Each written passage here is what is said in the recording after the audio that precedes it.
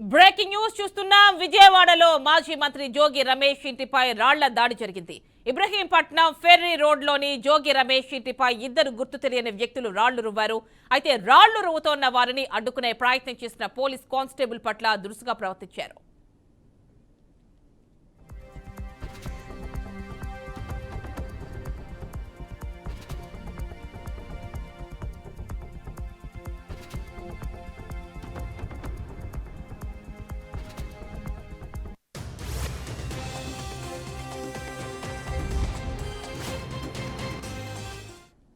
విజయవాడలో మాజీ మంత్రి జోగి రమేష్ ఇంటిపై రాళ్ల దాడి జరిగింది. ఇబ్రహీంపట్నం ఫెర్రీ రోడ్లోని జోగి రమేష్ ఇంటిపై ఇద్దరు గుర్తు తెలియని వ్యక్తులు రాళ్లు రువ్వారు. అయితే రాళ్లు రువ్వుతోన్న వారిని అడ్డుకునే ప్రయత్నం చేసిన పోలీస్ కానిస్టేబుల్ పట్ల దురుసుగా ప్రవర్తించారు.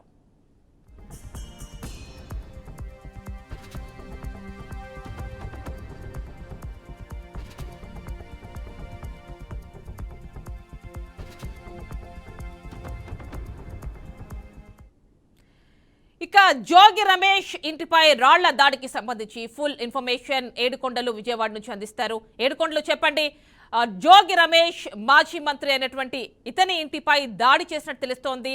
ఇద్దరు వ్యక్తులు రాళ్లు ఆయన ఇంటిపై రువ్వినట్టుగా తెలుస్తోంది. డీటెయిల్స్ ఇవ్వండి, ఏం జరిగింది? ఇటు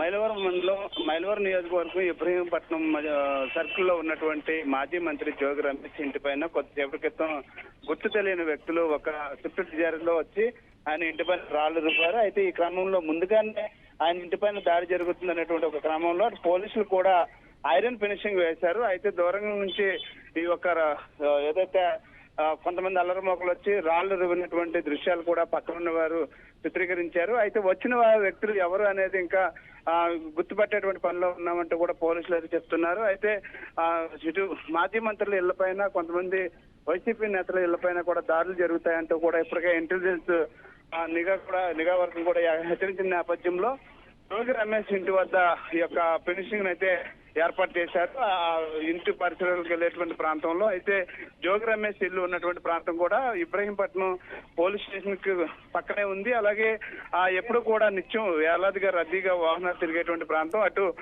ఛత్తీస్గఢ్ ఇటు హైదరాబాద్ కు వెళ్ళేటువంటి ప్రధాన సర్కిల్ అది. ఆ సర్కిల్ లో ఉన్నటువంటి ఇంటి పైన అందరూ చూస్తుండగా వచ్చి యువకులు ఒక రాళ్లు దాడి చేశారు. ఈ రాళ్లు దాడి ఖచ్చితంగా టీడీపీ శ్రేణుల్లో చేయించారంటూ కూడా అక్కడ ఉండేటువంటి స్థానిక వైసీపీ నాయకులు అయితే ఆరోపిస్తున్నారు. అయితే పోలీసులు చూస్తుండగానే ఈ యొక్క రాళ్ల దాడి జరిగినట్టుగా కూడా చెప్తున్నప్పటికీ కూడా పోలీసులు వచ్చినటువంటి వ్యక్తులు ఎవరైనా దాని మీద గుర్తించే పనిలో ఉన్నామంటూ కూడా చెప్పడం కొన్ని అనుమానాలకు అయితే దారితీస్తుంది. ఏదేమైనప్పుడు కూడా మాజీ మంత్రి జోగి రమేష్ ఇంటి పైన దాడికి తెగబడినటువంటి వారిని కఠినంగా శిక్షించాలంటూ కూడా స్థానికులు అయితే కోరుతున్నారు. అంటే ఏడుకొండలో మనం విజువల్స్ లో చూస్తున్నాం, అక్కడ ఎవరైతే గొడవకు దిగుతున్నట్టు కనిపిస్తోందో పోలీస్ తో వాగ్వాదానికి అండ్ పక్కన ఇంకో వ్యక్తి ఆ సమయంలోనే రాళ్లు రూతున్న ఆ విజువల్స్ కూడా మనం చూస్తున్నాం.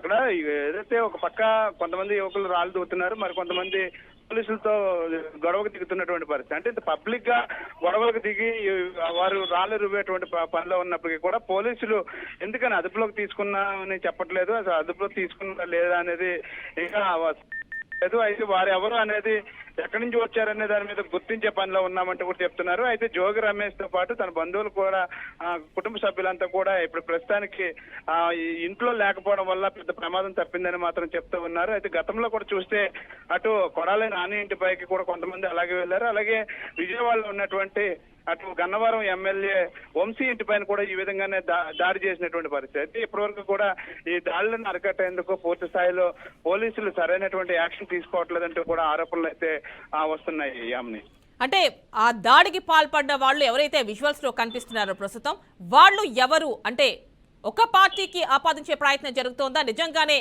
టీడీపీకే చంద్రబాబుగా భావించాలా? అంటే వచ్చిన వ్యక్తులు ఎవరు అనేది అక్కడ స్థానికులు కూడా చెప్పట్లేదు. అలాగే అక్కడ ఉన్న పోలీసులు కూడా స్పష్టత ఇవ్వట్లేదు. అయితే వచ్చినటువంటి వారు నిజంగా టీడీపీకి చెందినటువంటి వర్గీయులైనా లేదంటే ఎవరైనా కిరాయి మొక్కలను కనుక సృష్టించారా అనే దాని మీద అది నిగ్గు తేల్చవలసింది మాత్రం పోలీసులే. అయితే అక్కడ పోలీసుల సమక్షంలోనే రాళ్లు రువ్వుతున్నప్పటికీ కూడా పోలీసులు చోద్యం చూడడం పైన కూడా పలువురు పోలీసుల తీరుపైన ఆగ్రహం వ్యక్తం చేస్తున్నారు. స్థానికంగా కూడా కొంచెం భయాందోళనకు గురవుతున్నటువంటి పరిస్థితి. ఏదో సాక్షాత్తు మాజీ మంత్రి ఇంటిపైనే ఇంత పబ్లిక్ గా పట్టుపగలు వచ్చి రాళ్ళు రువుతున్నారంటే వాళ్ళు సామాన్యుల పరిస్థితి ఏంటి అనే దాని మీద భయాందోళన వ్యక్తం చేస్తున్నారు. అయితే వాస్తవానికి వచ్చిన వాళ్ళు నిజంగా టీడీపీకి చెందినటువంటి వర్గీలా లేదంటే వైసీపీ కావాలని ఈ విధంగా కుట్రలు చేస్తుందా అనే దాని మీద కూడా టీడీపీ వర్గీయులు కూడా దీనిని నెగ్గి తేల్చాలని చెప్తున్నారు. ఏదేమైనప్పుడు కూడా స్థానికంగా ఉండేటువంటి వారు మాత్రం ఖచ్చితంగా ఏదో జోగి రమేష్ ఇంటిపైన దాడి చేసినటువంటి వారు ఎవరో గుర్తించి వారి మీద చర్యలు తీసుకోవాలంటూ కూడా డిమాండ్ చేస్తున్నారు.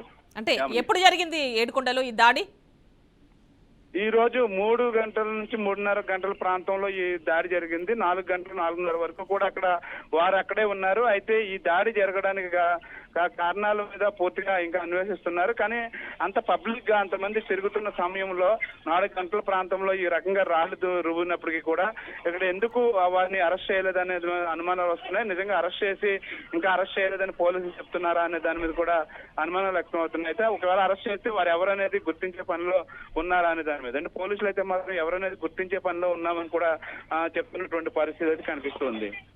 అంటే ఇప్పుడు అక్కడ మనం చూస్తున్నాం ఆ దాడికి ఎవరైతే పాల్పడినట్టుగా విజువల్స్ లో కనిపిస్తుందో వాళ్ళు అక్కడ ప్రత్యక్షంగా అక్కడ పోలీస్ ఆఫీసర్ ఆర్ సంథింగ్ ఆయన డిసిగ్నేషన్ ఏదైనప్పటికీ కూడా ఆయన సమక్షంలోనే వెహికల్లో ఎక్కి వెళ్ళిపోతున్న దృశ్యాలు మనకు కనిపిస్తున్నాయి. అయినప్పటికీ కూడా గుర్తుపట్టడం లేదా? అదే పోలీసులు చెప్పేది ఏంటంటే